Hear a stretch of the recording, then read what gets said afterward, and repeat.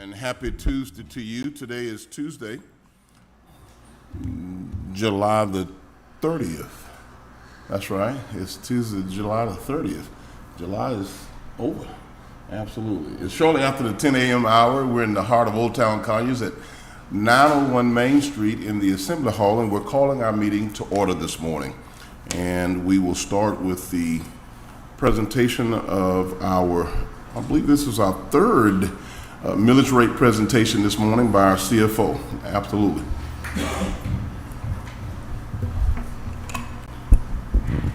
Good morning, Chairman Nesbitt and Commissioner Williams.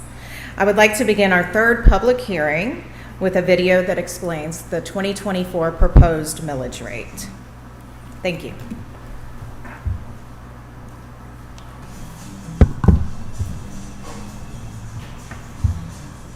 What is the millage rate? Well, simply put, it is what you owe in taxes on your property.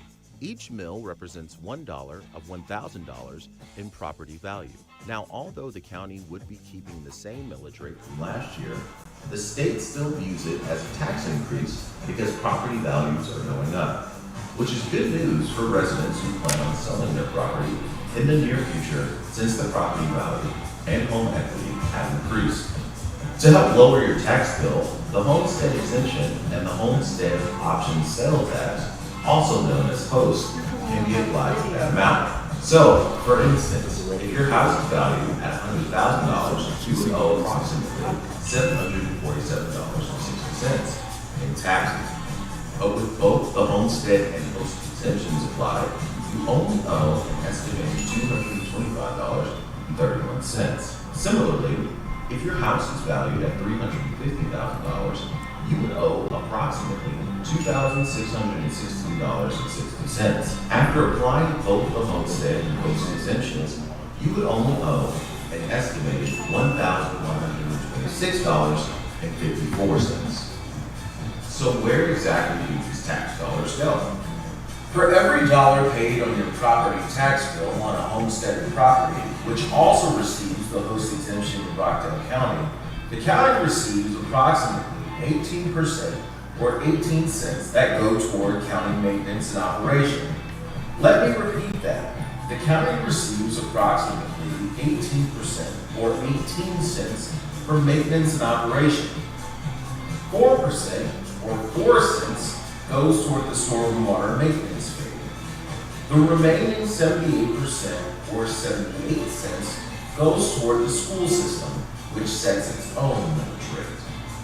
The 18 cents from each dollar funds public safety, general government, port services, recreation, and transportation, which are all included in the general fund. We want to hear from you, so be sure to come out to one of the 3 public millage rate hearings. The first one will be held on Tuesday, July 23rd at 10 a.m. in the Assembly Hall located at 901 Main Street. The second one will take place on Tuesday, July 23rd at 6 p.m. in the Assembly Hall located at 901 Main Street. And the last public hearing will take place on Tuesday, July 30th at 10 a.m. in the Assembly Hall located at 901 Main Street. Following the public hearings, the Board of Commissioners will hold a called meeting to set the millage rate on Tuesday, August 6th at 10 a.m. in the Assembly Hall located at 901 Main Street. We certainly hope this helps you understand the millage rate better, and we are looking forward to seeing you at the upcoming public hearings. Thank you. All right. Thank you to our Public Relations Department for that, I must say, very informative, and it's a very layman's approach to explaining the millage rate and the breakdown of the taxes in our community, and to where each of those, how those dollars are allocated to the various county entities and the city and the school system.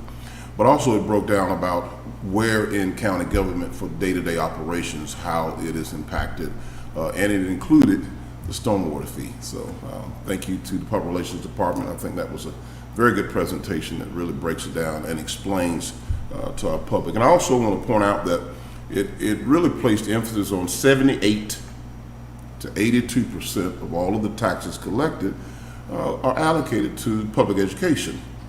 This is something that is not uncommon or unusual in any community. The bulk of all tax dollars go to public safety and public education. When I think about the impact of public education, I think about many of us who are sitting in this audience who are products of public schools, and public schools are paid with tax dollars. I also want to commend the citizens for beginning to show up and be present at the local public school board meeting and talking to their Board of Education trustees who are elected officials. They are elected over at the school system. And there's a lot of confusion oftentimes about who's in charge of what. The Rockdale County Board of Commissioners have absolutely no jurisdiction, no authority over public education. The public school system is a separate entity altogether. So we encourage you to make your visit over to the Board of Education and talk to those elected officials who represent the school system. And if you happen to be a City of Conyers resident and you live within the city limits, the City of Conyers, the mayor's office, have a city council meeting. I think that meeting is every first and third Wednesday of the month. Make your way over there if you are a city resident. This is often confusing sometimes in a community where there's only one public platform, Channel 23, a podium, a microphone, and a camera where most people can come here and share. Oftentimes people get it confused. But the majority of the tax dollars in Rockdale County, just like in most of the communities around the state, go to public education and to public safety. Just thought I'd say that, and I want to say thanks to the Public Relations Department for a fine job collaborating with our CFO. Madam CFO. Thank you, Chairman Nesbitt. I would like to go over a brief presentation that echoes the video that you just viewed. This presentation explains the proposed millage rate for the 2024 tax year. Next slide, please. This is a slide on the budget allocation. The 2024 general fund budget summary consists of 42% being allocated for public safety, 38% for general government, 10% for court services, 5% for parks and recreation, and 5% for transportation. Next slide, please. Tax Digest history. This is spanning from 2013 through 2024. The digest shows the trend of increasing property values. Next slide, please. Millage rate history, again spanning from 2013 to 2024. As you can see, the millage rate in 2013 was 20.7. As we are now going over the proposed millage rate for 2024, it echoes the millage rate for 2022 and 2023, remaining the same for these 3 years. Next slide, please. This is the overall property tax allocation, which includes a stormwater fee. As Chairman Nesbitt said, 78% goes to school maintenance and operation, 18% to county maintenance and operation, and 4% to the stormwater fee. Again, this is based on a 2023 property that is homesteaded, which also has the host exemption. Madam CFO, I'm going to do something a little different in the midst of your presentation this morning. There's a good number of residents who really just truly don't know or understand what host is and what it's all about. They don't know the benefit of host. Some moved into Rockdale County when host was already in motion and at play. Some have been here quite some time when host was implemented into the county. I want to ask you to pause for a moment. I'm going to ask Executive Director Barkley if he would come up and just give us a little bit about what is host. And there's only a few counties in the state that has host, and what's the benefit to the homeowner? Because oftentimes folks see these numbers, but they really don't know the true benefit. Can you elaborate just a little bit on that? Sure. Good morning, Chairman. Good morning, Madam Commissioner. One of the things about host is that it's an extra penny that we pay as far as sales tax. Anyone that purchases anything within Rockdale County, the county collects this extra penny. And what that penny does is that based upon the penny that we collect, we get an additional break from our county maintenance and operation. And what happens is that a good portion of that reduces the amount of taxes that you would have to pay based upon collecting that particular penny that we get for the additional sales tax. So the county collects that, and the tax commissioner looks and, I guess, goes through all of the pennies that are collected and determines what amount of pennies that we've collected, and all of them come up to about $20–30 million. I'm not sure the exact number, but it's in the $20 million range. So what happens is that because the county is actually growing and there are a lot of homes within the county, the host has two effects. It's positive and it's negative from that standpoint. Normally, I don't like to address that portion of it, but because it's actually growing and we have so many people who are here in the county, it requires a lot more sales tax dollars in order to offset the county maintenance operation. As the sales values have increased, the assessments have increased. So it requires more in order to be able to pay for the maintenance operation. So the good thing about it is that in other counties, this is not something that is provided. However, in Rockdale, as you can see, there is a major reduction when you have the homestead exemption and the host comes into play. So having that extra penny is a benefit because you have tourists and other people that come through the community. They help support that. So that's a total benefit for us. Well, thank you, Executive Director Barkley. Executive Director Barkley is also our Chief Tax Assessor for Rockdale County. I want to encourage folks, with this platform, this setting doesn't allow for us to do a deeper dive than what he just shared with us, but go by his office, gain understanding, gain knowledge, and make sure that you know for yourself and you're getting factual information about what really is happening, not just in Rockdale County, but across the region. And I think the uniqueness of our county versus there's 159 counties across the state, and many of them don't have host at all. So there is a benefit for the citizens, and I think that sometimes folks may not know that. If they've only been here a few years, they automatically participate in it because it was here when they existed, when they came in. So thank you for that presentation. Can I add one other point? Yes, sir. And one of the things I know that a lot of people are concerned about is the percentage related to the host. That has to change because, as I stated before, as the amount of homes that we get within our community and also the cost to offset the maintenance and operation, as that increase, that requires more tax dollars from that penny that's collected. We're not collecting at a rate that we can actually provide 100% exemption. And I think that's the misconception. So if we have more people that were buying and shopping in Rockdale, we would be able to offset that host exemption as far as for the maintenance operation portion. But because we're not, we can only offset a portion of it. Thank you so much. Madam CFO? So can I make a comment? Yes, please. So last year with the host, 100% of what we collected was given as exemptions to the homeowners.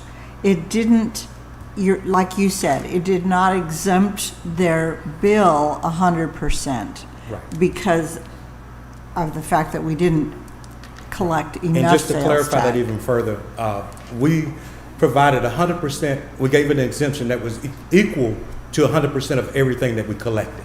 Yes. So, Yes, based but it upon was that, spread out over Yes. everybody. So- and everybody got a portion of that. everyone gets a portion 100%. of that based on the fact that they have a homestead exemption. Right. So, Thank you, and thank you, Commissioner Williams. Thank you so much. Thank you, Executive Director Barkley. That was a great explanation. Next slide, please. Here we have a property tax calculation, and this is a sample estimated tax calculation at the 18.69 mils. For a property with a value of $100,000, the estimated property tax without the exemption, any exemption, is $747.60. That same property valued at $100,000, the estimated property tax with the homestead exemption and the host tax credit is $225.31. Again, $350,000 property value. You're looking at property tax estimated at $2,616.60 without any exemption. That same property valued at $350,000, the estimated property tax with both the homestead exemption and host tax credit is $1,126.54. So you can see the significant amount saved by having the homestead exemption and host tax credit. Next slide, please. Based on the proposed millage rate, the revenue collected will total $120,246,555. The breakdown is as follows. The estimate of property taxes will be $85,267,490, and non-property taxes coming in at an estimated $34,979,065. Now, that amount consists of sales tax, fees for services, fines and forfeitures, etc. Next slide, please. And today we are at our third public hearing. The next special called meeting will be the setting of the millage rate, which will be on August 6th. All of these hearings will be held here at the Rockdale County Assembly Hall, 901 Main Street, Conyers, Georgia. Thank you. Okay, thank you, Madam CFO. At this time, I think we're moving to public comments that are relative to the millage rate. That's correct. If you have filled out a red comment card this morning, we'll have 3 minutes per speaker. And if you keep your comments relative to the proposed 2024 millage rate. All right, Ms. Catherine Lynn, come on up, Ms. Lynn.